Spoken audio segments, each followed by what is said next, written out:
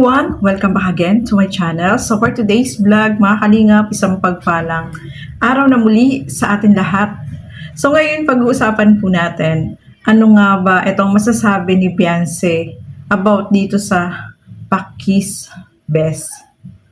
So alam ko marami yung nakapanood at marami naging opinion ng bawat isa. So for today's vlog, alamin natin ano nga ba yung masasabi dito ni Beyonce. Pero bago natin simulan yan, huwag niyo pong kakalimutang mag-subscribe. Val Santos Matubang, Kalinga Frab, Ate Edna Vlogs, at ang inyong lingkod, Gandang Emmy. Sa mga hindi pa po nakapag-subscribe dyan, please subscribe and please hit the notification bell para lagi po kayong updated sa aking mga ina-upload na mga reaction video.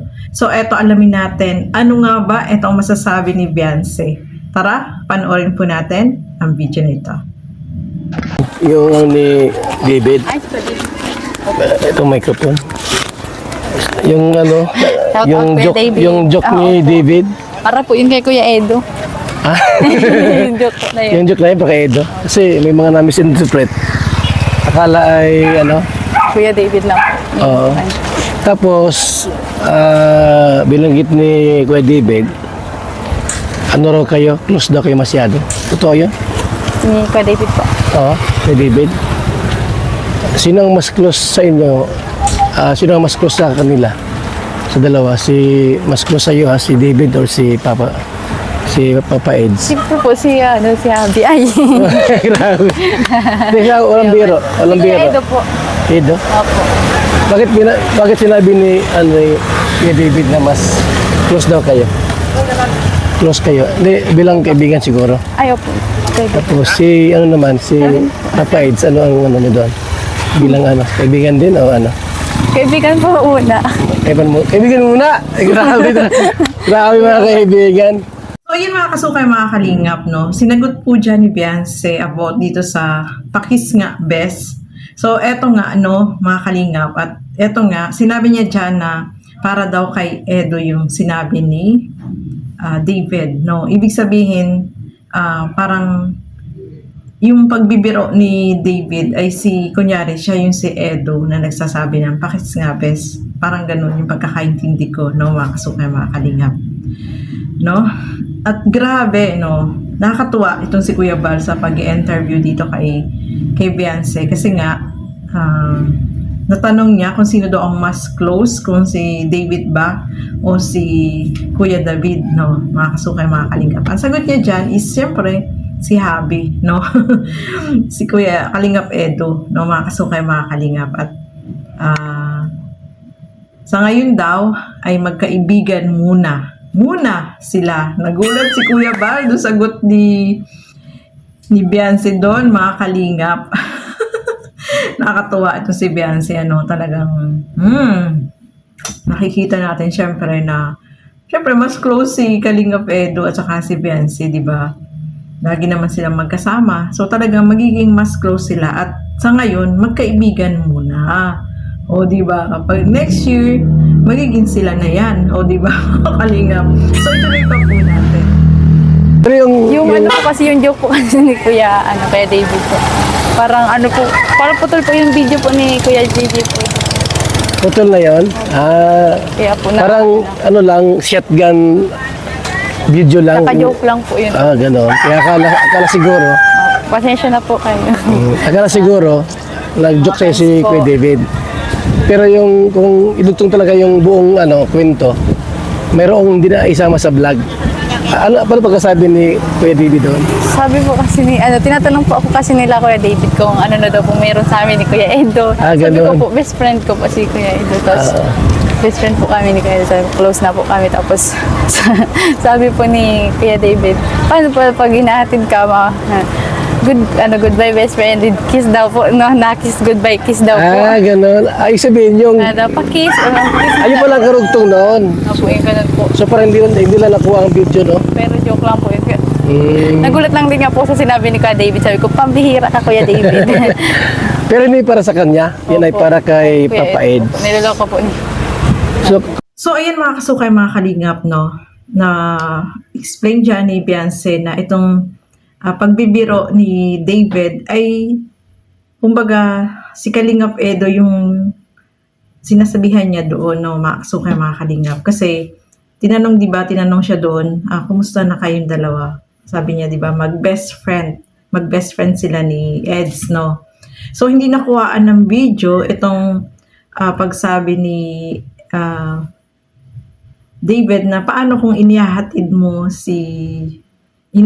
ka, di sabihin sa'yo ng kiss mo na best, parang ganon. Best, kiss, pa-kiss, ganon. Kasi mag-best friend di ba, mga kasukay mga kalingap. So, hindi yun nakuhaan ng video, kaya putol po yung video, mga kasukay mga kalingap. Kaya, yung video na napanood natin is putol na at hindi nakuhaan yung iba pang pag-uusap nila doon. Kaya, ang lumabas, parang si Kalingap, si Kuya David yung humihingi ng kiss doon, no, mga kasukay mga kalingap. Putol yung video. So, hindi nakuhaan yung mga iba pang sinabi doon, kaya ganun yung lumabas, no? Kaya talagang mababas itong si Kuya David kasi hindi naman talaga maganda sa pandinig yung sinabi niya na best, pakis nga, di ba? May ganun siyang sinabi doon na meron pa pala yung karugtong, no, mga kasukay mga kalingap na hindi naman naisama doon sa video. So, yun nga lang, no, dapat pag ganun mga video editing, dapat sinasama lahat para hindi mamali, no, hindi ma-interpret nung nanonood na yung video na yun ay meron pa palang ibang sinabi na hindi lang nakasama doon sa video. Buti na lang in-explain dito ni Beyonce, mga kasukay mga kalingap, at nalaman natin kung ano talaga yung sinabi ni Kuya David, mga kasukay mga kalingap. So ayan, ituloy po natin. Gabi po, inatid po ako. Saan galing? Sa ano po? Nag-shoot po kami kapag. Ano yung motor ang gamit o Kotse po. ay kotse niya? Kayong dalawa lang? Mabait naman siya, no? Pag umalis na kayo, makwento ba siya? Makwento siya? Tahimik lang din. Tahimik. Sabi sa akin, Minsan, yung saan nagbago po kami magpunta po dito ay nagpunta po muna kami hospital po at nagpa-check up po ako. Bakit? Yung hindi po naalis yung kakasakit ng ulo ko tapos So, kumusta na? Okay na yung ulo mo? may natiseta man po si Doc. Anong oras kanya ito hinatid? Anong oras? Gabi na. Opo, gabi na po. Mabuti naman at may tiwala si mama mo Opo. pagka keyboys ang kasama. Tsaka mag-friend na daw po yun din si mama po tapos si Kuya Edo. Ano? Doon na po natanong si mama. Hindi na natanong? Doon na po natanong kay Kuya Edo kung nasaan po ako. Yun na lagi ang niya. So, grabe yung mga tanong ni Kuya Bal, ano? Nakakatuwa at nalaman natin na itong si Kalingap Edo ay sinamahan si Beyonce na magpa-check up at naresetahan po siya ng gamot. Yun ang maganda doon, no? Kasi talagang si Kalingap Edo ay yung iniisip niya yung kalusugan ni Beyonce kasi lagi daw sumasakit yung ulo ni Beyonce, mga kalingap. Kaya maganda, napa-check up po siya at naresetahan ng gamot, no? At ang nakakatuwa pa dito, no, nalaman natin dyan sa interview ni Kuya Bal na itong mama at si Kalingap Edo ay mag-friend, no? Mag-friend sila. So, kapag hahanapin niya, i-message si Beyonce, ay kay Kalingap Edo siya dumidirekta. Sa palagay mo, pakiramdam mo lang, mayroon bang pahiwatig si Edo na liligawan ka niya? Sige, totoo, may pahiwatig? Ha? Wala na siyang girlfriend ay. Wala siyang girlfriend, ano? Sinabi sa akin. Hindi nga. Hindi, wala. Wag lang naman tanong. Kung ayaw mo sagutin, bahala. Ibig sabihin, pahiwatig. May mga lalaki minsan nagbibiro. Joke-joke siya kaya. May laman mo yung mga joke niya? Minsan po. Gano'n? Ikaw, wala ka namang yung naramdaman parang something sa mo. Yung parang crush mo si Papa AIDS. Naramdaman mo rin yan? Ha? Ano? Kuya Bal. Di ba tulad ni Kuya David, normal lang, kaibigan lang tayo. Si Papa Eds, kakaiba ba? May something na. Talaga? Grabe. Sobrang bait po. Mabait kasi ano? Siyempre po. Mabait si Papa Opo, Eds. siyempre po. Hinahakaan ko na po yun. Matagal na po. Dati no? Di mo akalain na maging collab team mo? Pero noon, ano mo lang, nakikita mo lang sa mga vlogs. Tapos ngayon, hinahangaan mo na siya. Kasama mo na sa mga love team. napakagaling ni Kuya Bal mag-interview mga kalingap at talagang napapaamin niya ito si Beyonce, no. Siyempre, ano na yan, no. Si Kalingap Ed ay talagang magpapahiwatig na yan, no. Kahit na yung kwento-kwentuhan nila, yung biruan nila, talagang magpapahiwatig yan kay Beyonce kasi may gusto naman po talaga siya. At ito naman si Beyonce, ganoon din naman yung nararamdaman niya na mayroon din siyang gusto. So, bakit yung pagtangungan niya na sobrang natuwa si Kuya Bal no? May pagtingin din po siya, no? Kasi halata naman sa mga kilos silang dalawa, no? Na meron silang nararamdaman sa bawat isa. Hindi na kailangang itanong yan, Kuya Bal. Halata naman po na talagang meron silang pagtingin sa isa't isa. Although hindi pa lang yung tamang panahon, kaya hindi pa sila, no? Darating din po tayo dyan. Sabi nga ni Beyonce, hinahangaan na niya noon pa, no, kahit hindi pa siya nabablog, hinahangaan na niya si Eds, no, crush niya talaga. Kaya, although ngayon, naging magkasama sila, lalong na-develop yung nararamdaman ni Beyonce dito kay Kalingap Ed. O, diba? Natuwa si Kuya Bal sa sagot ni Beyonce, no, oo daw, oo. Grabe na yan. Grabing mga tanong po yan, mga Kalingap. So, ituloy pa po natin. Minsan ba, ano? Minsan ba ay